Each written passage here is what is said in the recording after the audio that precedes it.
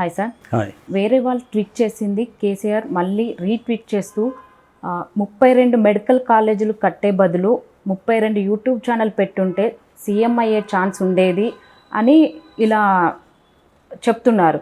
దీనికి అసలు ఏమనుకుంటున్నారు సార్ అందరూ? ఆయన ఏం చేశాడంటే సమీక్ష జరుపుతున్నప్పుడు ఒక ట్వీట్ ఆయన దృష్టికి వచ్చింది, కేటీఆర్ దృష్టికి. ఆ ట్వీట్ ఎవరో చేశారు. ఆ ట్వీట్లో ఏముందంటే కేసీఆర్ 32 మెడికల్ కాలేజీలు పెట్టే బదులుగా 32 యూట్యూబ్ ఛానల్ కానీ పెట్టుంటే కేసీఆర్ ఓడిపోయేవాడు కాదు అని ఆ ట్వీట్లో ఉంది. దాన్ని ఈయన ఇది ఉత్తమమైన ట్వీటు, ఇది నచ్చింది నాకు, ఇది నిజమే, కేసీఆర్ కానీ 32 కాలేజీలు పెట్టుంటే కనీసం కేసీఆర్ మీద తప్పుడు ప్రచారం తిప్పికొట్టగలిగే వాళ్ళం అనేది ఆయన చెప్పింది. అయితే ఇప్పుడు దీని మీద చాలా విమర్శలు వచ్చాయి. ఎందుకంటే ఇప్పటికి కూడా వీళ్ళకి బుద్ధి రాలేదు. ఓటమికి గల కారణాలను వీళ్ళు అన్వేషించకుండా యూట్యూబ్ ఛానళ్ళ మీద నెట్టేస్తున్నారు నెపం. ఎప్పుడైనా ఎవరైనా ఓడిపోయినప్పుడు ఏంటంటే దాన్ని హానెస్ట్గా మనం ఓడిపోవడానికి కారణం ఏంటి అనేది విశ్లేషించుకోవాలి. ఎందుకు విశ్లేషించుకోవాలి? నెక్స్ట్ గెలవాలంటే ఇప్పుడు ఎందుకు ఓడిపోయామనేది విశ్లేషించుకోవాల్సిన అవసరం ఉంది. ఒకటి మన వైపున తప్పులు ఉంటాయి, రెండవది ప్రత్యర్థుల బలం వాళ్ళ స్ట్రాటజీలు కావచ్చు, హామీలు కావచ్చు, అవన్నీ కూడా పనిచేస్తాయి. ఈ 2 ఫ్యాక్టర్స్ ఉంటాయి. ఒక్కొక్కసారి మనకు నెగిటివ్గా ఉండేదే బలంగా పనిచేయచ్చు, ఒక్కొక్కసారి మనకు పాజిటివ్గా ఉన్నా కూడా శత్రువు దాన్ని నెగిటివ్గా ఎలా ఉపయోగించుకున్నాడు, ప్రత్యర్థి, శత్రువు అనకూడదు మనం, ప్రత్యర్థి ఎలా ఉపయోగించుకున్నాడు అనేది పనిచేయచ్చు. ఇక్కడ ఎక్కువ పనిచేసింది అందరూ చెప్పేది కానీ మనకి అర్థమైంది కానీ ఏంటంటే కేసీఆర్కి నెగిటివ్ ఓటే బలంగా పనిచేసింది. రేవంత్ రెడ్డి పాజిటివ్గా దానికంటే కూడా కేసీఆర్కి నెగిటివ్గా ఉంది. దాన్ని రేవంత్ రెడ్డి చాలా ఎఫెక్టివ్గా వాడుకోగలిగాడు. కేసీఆర్కి నెగిటివ్గా లేకపోతే రేవంత్ రెడ్డి ఎంత వాడుకున్నా గెలిచేవాళ్ళు కాదు అనేది ఎక్కువ మంది విశ్లేషణ. దాన్ని వీళ్ళు పక్కన పెట్టేసి దాన్ని ఒప్పుకోవడానికి రెడీగా లేరు. రెండవది 2 అంశాలు ఉంటాయి ఎప్పుడైనా ఇలాంటి సమీక్షల్లో. ఒకటి, నిజంగా కూడా వాళ్ళు ఆనెస్ట్గా సమీక్షించుకొని ఉండొచ్చు అంతర్గతంగా, కానీ ఆ విషయాన్ని వాళ్ళు బయట మాట్లాడరు. సో తాము ఏమి నమ్ముతున్నాం అనేది ఒకటైతే, తాము ఏమి నమ్మినట్టుగా ప్రజల్ని నమ్మించాలి అనేది ఇంకోటి అనమాట. దీన్ని ఒకసారి బాలగోపాల్ అనే పౌరకుల నాయకుడు, మేధావి, ఒక ఎకనామిక్ అండ్ పొలిటికల్ వీక్లో రాశాడు, రాజ్యం తాను ఏమనుకుంటుందో చెప్పదు, తాను ఏమనుకోవాలని ప్రజలు అనుకోవాలో అది చెబుతుంది అని.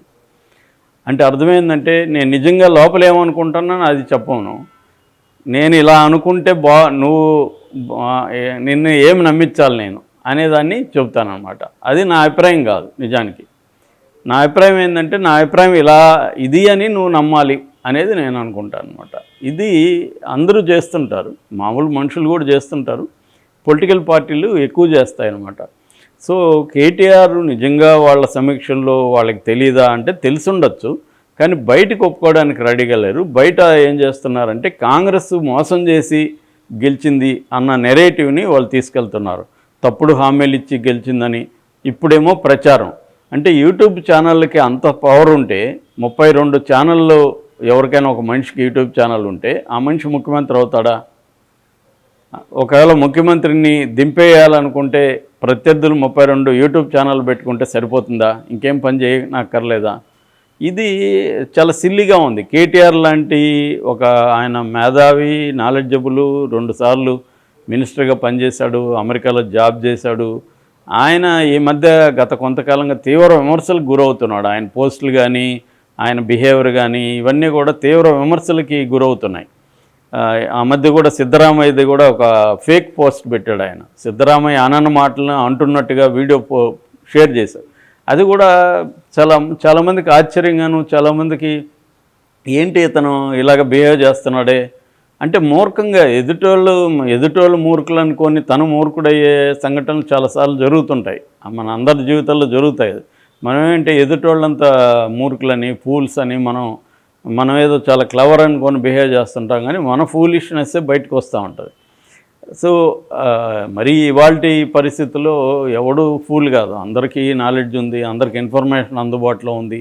కాబట్టి ఆనెస్ట్గా ఉండి నువ్వు ఆనెస్ట్గా నా తప్పులు ఇవి అని ఒప్పుకుంటే జనంలో కూడా ఒక మళ్ళీ నమ్మకం ఏర్పడుతుంది. వీళ్ళు ఆనెస్ట్గా ఉన్నారు, వాళ్ళు కొన్ని తెలియక చేస్తుండొచ్చు కాబట్టి వాళ్ళు ఒప్పుకుంటున్నారు, వాళ్ళకి మన పట్ల కన్సర్న్ ఉంది అని ప్రజలు భావిస్తారు. అంతేగాని అంటే ప్రజల్ని కూడా ఇక్కడ తక్కువ చేయడమే కదా. యూట్యూబ్ ఛానల్ ఏం చెప్తే ప్రజలు వింటున్నారనే కదా. అంటే యూట్యూబ్ ఛానల్తో అబద్ధాలు చెప్తే కూడా ప్రజలు వింటారా? వాళ్ళు ఏమీ ఆలోచించరా? రెండోది, యూట్యూబ్ ఛానల్కి అంత పవర్ ఉందా? సో ఈ ప్రశ్నలన్నీ ఇవాళ చర్చకు వస్తున్నాయి. అదొకటి. రెండవది, కాంగ్రెస్కి నిజంగా యూట్యూబ్ ఛానల్ 32 యూట్యూబ్ ఛానల్ కాంగ్రెస్కి ఉన్నాయా? మీడియా మొత్తం ప్రధానమైన మీడియా అంతా కూడా కేసీఆర్ చేతిలోనే ఉంది. మీడియాని అసలు ఏ రకంగానూ ఫ్రీడమ్ ఇవ్వకుండా తీవ్రమైన అణచివేతతో చేసింది ఎవరు? కేసీఆర్. ఆంధ్రజ్యోతి లాంటి దాన్ని దాదాపు 1 ఇయర్ పాటు తొక్కిపడేశాడు. టీవీ9ని తొక్కిపడేశాడు ఫస్ట్ టర్మ్లో. టీవీ9 క్షమాపణ చెప్పుకునేది రాజీపడి మళ్ళీ వచ్చింది. కానీ ఆంధ్రజ్యోతి రాధాకృష్ణ తలగ్గలేదు, ఆయన ఫైట్ చేస్తున్నాం అన్నాడు. మరి అలాంటి కాంటెక్స్ట్లో మీడియాను మొత్తం గ్రిప్పులో పెట్టుకునేది ఎవరు? కేసీఆర్. మరి అలాంటి కేసీఆర్కి ఎందుకు వ్యతిరేకత వచ్చింది? అంటే నువ్వు ఎంత మీడియాను పెట్టుకున్నా, ఎంత ఇది పెట్టుకున్నా, ఇప్పటికీ టాక్ ఆఫ్ ద మౌత్ అనేది వెరీ ఇంపార్టెంట్. మౌత్ టాక్ అంటాం. మౌత్ టాక్ అనేది ఇంపార్టెంటు. అట్లాగే జనము అన్నిటినీ గమనిస్తుంటారు. నువ్వు తొక్కేసినంత మాత్రాన నిజాన్ని తొక్కేయలేము. అందుకనే పాత సామెత ఉంది, అరచేతిని అడ్డుపెట్టి సూర్యకాంతను ఆపలేము. అరచేతిని అడ్డుపెడితే నీ వరకు సూర్యకాంతను ఆపగలవు కానీ ప్రపంచానికి ఆపలేవు.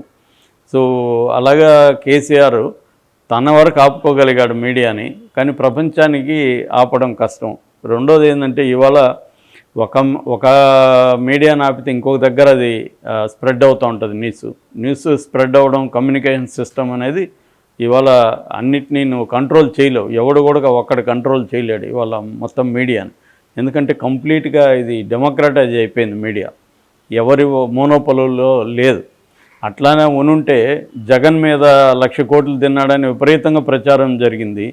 మరి జగన్ ఎందుకు తంపింగ్ మెజార్టీతో 2019లో గెలిచాడు? 151 సీట్లు ఎలా వచ్చాయి?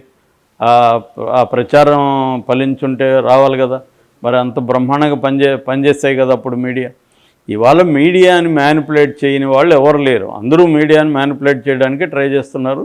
కొంతమంది ఎక్కువ చేయొచ్చు, అంత మాత్రాన వాళ్ళే గెలుస్తారనుకుంటే పొరపాటే. ఇప్పుడు బీజేపీకి వెరీ స్ట్రాంగ్ మీడియా ఉంది, మరి ఎందుకు కర్ణాటకలో ఓడిపోయింది, ఎందుకు తెలంగాణలో ఓడిపోయింది? కాబట్టి ఏంటంటే ఈయన చెప్పే దాంట్లో అన్నీ కూడా అబద్ధాలు ఉన్నాయి, అన్నీ కూడా ఫాల్స్ ఇవి ఉన్నాయి. కేటీఆర్ చెప్పిన ఈ దీంట్లో అంటే వాళ్ళు ఏం చెప్పదలుచుకున్నారంటే, కేసీఆర్ అభివృద్ధి చేసినా కూడా ఓడిపోయాడు అంటే దీన్ని తప్పుడు ప్రచారం చేసి కేసీఆర్ని ఓడించారు అనే నెరేటివ్ని జనాలకి చెప్పదలుచుకున్నాడు ఆయన. సో దీంట్లో కొంత వాస్తవం ఉంది. కేటీఆర్ అభివృద్ధి చేయలేదని ఎవరు చెప్పరు. కేటీఆర్ ఖచ్చితంగా అభివృద్ధి చేశాడు. వెల్ఫేర్ స్కీమ్స్ కూడా చాలా వరకు ఇంప్లిమెంటేషన్ అయినా కూడా ఎందుకు ఓడిపోయాడు అనుకున్నప్పుడు ప్రధానంగా రేవంత్ రెడ్డి చెప్తున్నట్టుగా ఫ్రీడమ్ అనేది పోయింది జనాలకి. ఆయన నిరంకుశత్వంగా ప్రత్యర్థులను అంచేశాడు. డిసెంట్ అంటారు. డిసెంట్ అంటే ప్రజాస్వామ్యంలో అసమ్మతి అనేది వెరీ ఇంపార్టెంట్. నీ అభిప్రాయంతో నేను ఏకీభవించాల్సిన అవసరం లేదు, నేను దానితో డిఫర్ అవ్వచ్చు. సో డిఫర్ అయ్యే ఇదే ప్రజాస్వామ్యాన్ని బతికిస్తుంది. డిఫర్ అవ్వకుండా ఎవరితో ఒకరు చెప్పింది అందరూ వినేట్టుకుంటే దాన్ని ప్రజాస్వామ్యం అంటారు, దాన్ని డిక్టేటర్షిప్ అంటారు. సో అది ఇప్పుడు ప్రజాస్వామ్యానికి బ్యాడ్. కాబట్టి అటువంటి తప్పులు కేసీఆర్ చాలా చేశాడు. నిరుద్యోగుల పట్ల తప్పులు జరిగాయి, కార్మికుల పట్ల జరిగాయి, రైతు బంధు లాంటివి అందరికీ అమలు కాలేదు, డబ్బున్న వాళ్ళకి కూడా అమలైనాయి. అట్లాగే దళిత బంధు అమలు కాలేదు, దళితులకి 3 ఎకరాలు అమలు కాలేదు, ఇండ్లు ఇస్తానన్న డబుల్ బెడ్రూమ్ అమలు కాలేదు, ఇలాంటి చాలా స్కీములు అమలు కాలేదు. అన్నిటికంటే కూడా నిరంకుశత్వాన్ని భరించలేకపోయారు తెలంగాణ ప్రజలు. ఎందుకంటే తెలంగాణలో కొంత చైతన్యం ఎక్కువ ఉంటుంది, దాన్ని రకరకాల రూపాల్లో ఎక్స్ప్రెస్ చేస్తారు. నువ్వు ఒక రూపంలో ఎక్స్ప్రెషన్ని ఆపేస్తే అది వేరే రూపంలో ఎక్స్ప్రెస్ అవుతుంది. కాబట్టి ఆ రూపంలో నువ్వు ఎక్స్ప్రెషన్కి ఇస్తే అందరూ తిట్టేసినాక మనం కూడా ఫ్రీ అయిపోతాం. తిట్టకుండా లోపలే ఉన్నిందనుకో, మనల్ని అణిచిపెట్టారనుకో, అది ఇంకొక రూపంలో మనం బయట పెడతాం. సేమ్ అది జరిగింది. అది వాళ్ళకి తెలియదని నేను అనుకోవట్లేదు కేటీఆర్కి, కానీ అతను జనాల్ని నమ్మించడం కోసం పూలిష్గా అయితే వ్యవహరిస్తున్నట్టు కనబడుతుంది. అంటే సార్, ఇప్పుడు మనకి కేటీఆర్ 32 యూట్యూబ్ ఛానల్ పెట్టుంటే బాగుండు అని అనే బదులు అంతటా ఊర్లో వెళ్ళి ఏం జరుగుతుంది ఎలా ఉంది అని కనుక్కొని ఉండుంటే ఇప్పుడు ఈ సిచ్యువేషన్ వచ్చుండేది కాదు కదా సార్.